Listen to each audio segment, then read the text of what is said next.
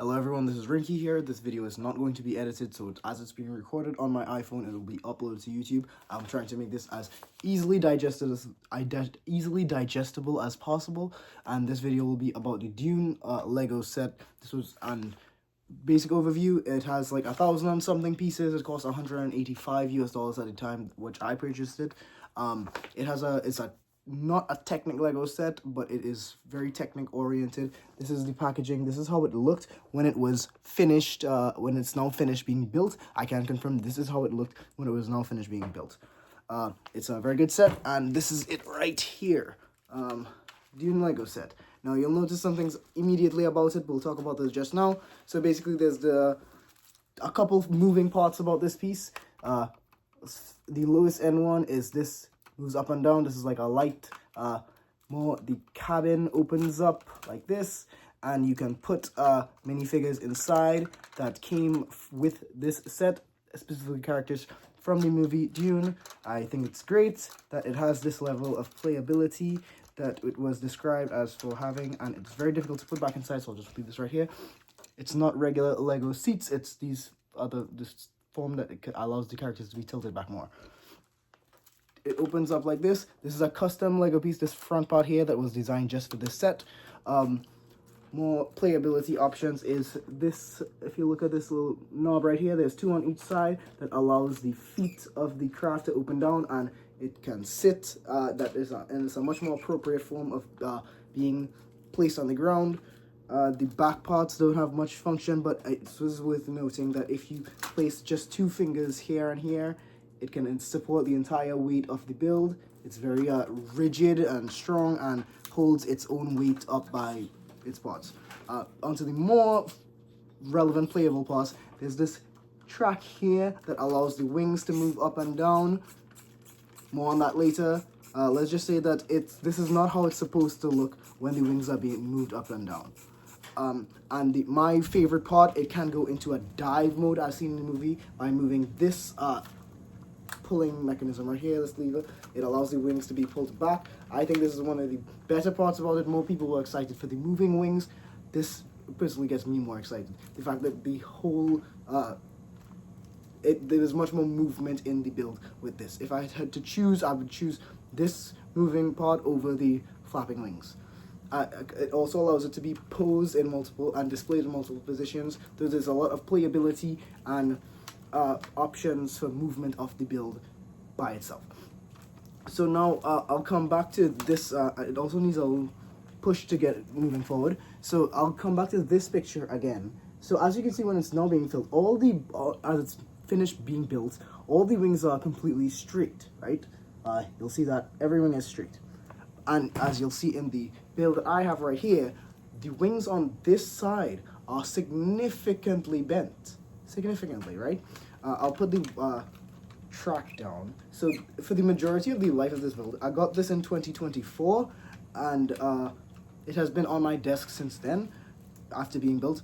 So it's like more in excess of a year that it's just sat in one spot with the wings out. I don't think I have anything that can show this. So imagine a flat desk here, and it would have sat just like this for in excess of a year, which leads to the problem of the wings being bent. I don't know what caused this.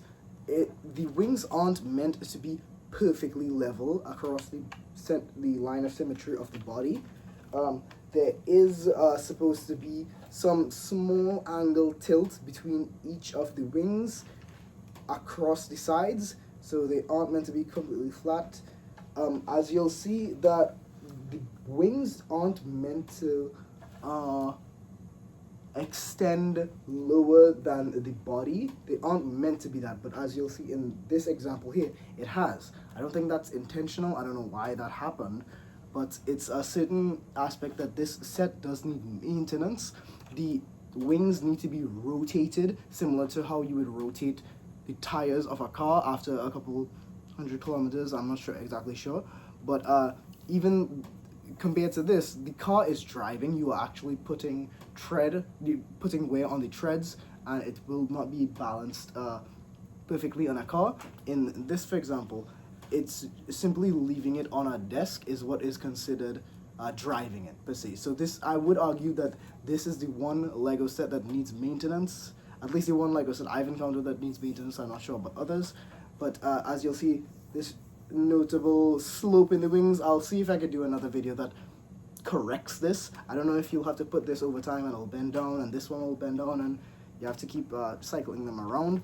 But just know that this is an issue with this Lego set. I haven't done enough literature research to see if anyone else has encountered this problem. I think I've seen some posts on Reddit describing it, which I can link below. But yeah, this problem with the wings is noted, but I don't think it ruins the set by any means. In fact, I think it adds another level of enthusiast appreciation. Similar to a high-end car, a high-end Lego set will need some appreciation over time.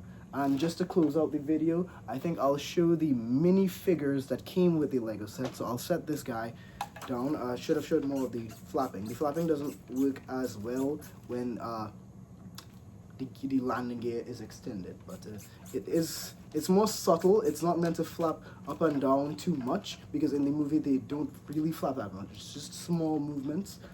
So yeah, if I could find the min, so I'll set this down right here. It's quite a large Lego set, so you can see it's at the end here. I believe this right here is the minifigures that came with the Lego set. So I'll do it in kind of an order. So this is Duke Leto Atreides. We'll leave him up for the remainder of the video. This is Gurney Halleck. Right here. Isel. This, I believe, is Chani's mother, Dr. Liet Kynes, the planetologist, with a cape. This is Paul's mother, Jessica, Lady Jessica Harkonnen. This, you'll notice that it doesn't have actual legs, and this outfit wasn't seen that much in the movie.